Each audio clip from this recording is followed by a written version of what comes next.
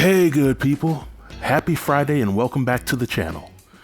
I know I usually post my Ready to Love Miami reviews on Saturday mornings, but tonight I had some free time, so I thought I'd get a head start on things while heading into the 3-day weekend. And for this review, I'll be sharing my episode breakdown, followed by the important happenings with all the cast members. Then I will end the video with my overall rating. So without any further delay, let's jump right in. In episode 6 of Ready to Love Miami, the guys now have the power to eliminate. Nephew Tommy then meets with the fellas, and he challenges them to take the women out on romantic dates. Now this means that the guys should really plan out some thoughtful and intimate dates, and they should avoid taking the ladies to someplace upscale, like Olive Garden, or on a thrifty date, like at Sam's Club's food court. But the men take the women out on the dates. Some of them are individual dates, and others are group dates. And towards the end of the episode, Nephew Tommy gets the group together, and he essentially opens up the floor for them to publicly air out their grievances with each other.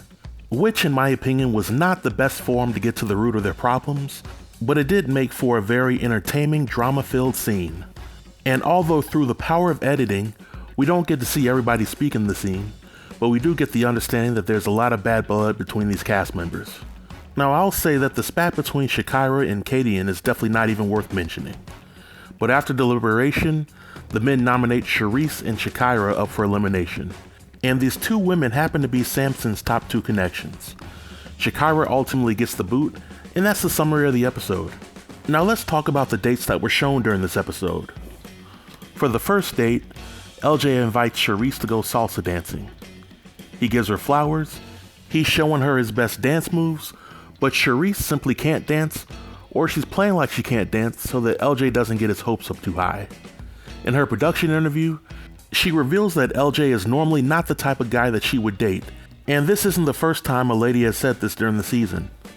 In my prediction video, I flat out said that LJ wouldn't be these ladies' cup of tea when compared to the other guys. But after they finish dancing, LJ tries his best to engage in conversation with Charisse, but she seemingly shortened her responses, and she's not really interested anymore.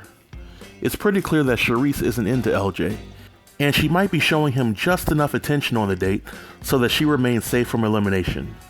But I think that LJ is doing the same, because the ladies have the power to eliminate next week.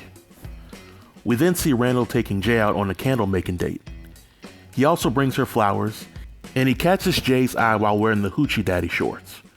But even though he and Jay have some deep conversations on this date, it's pretty clear that Randall is keeping Jay at an arm's distance, and he's fallen short of letting her know that she's his top connection.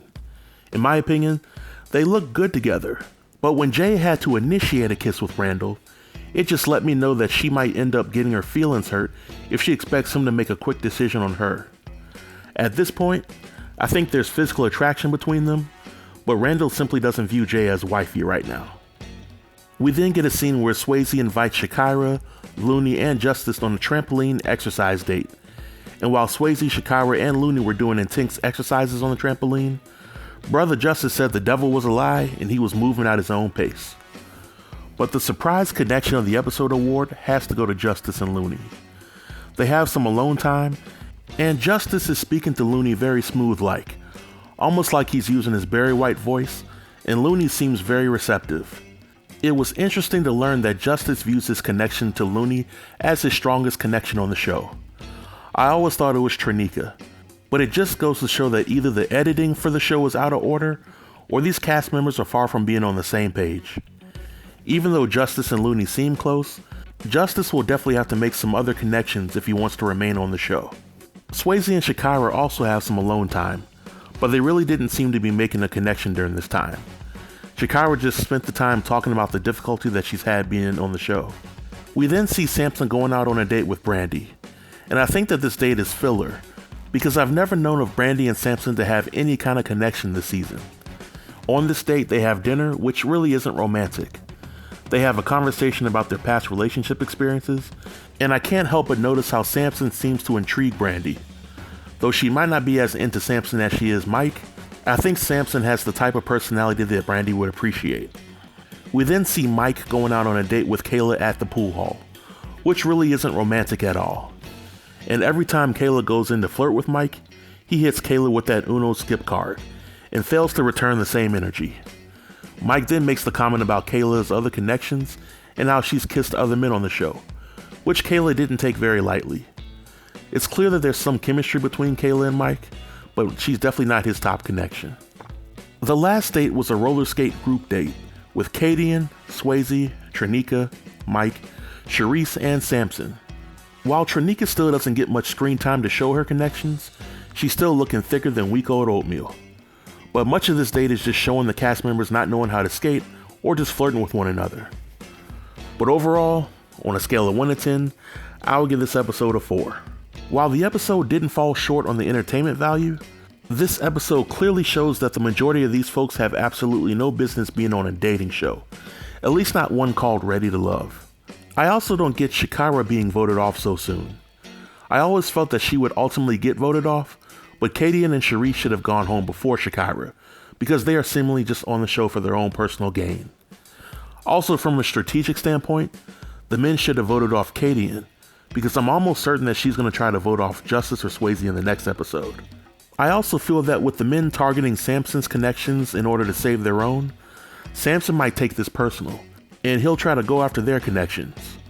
As the saying goes, all is fair in love and war. So we shall see.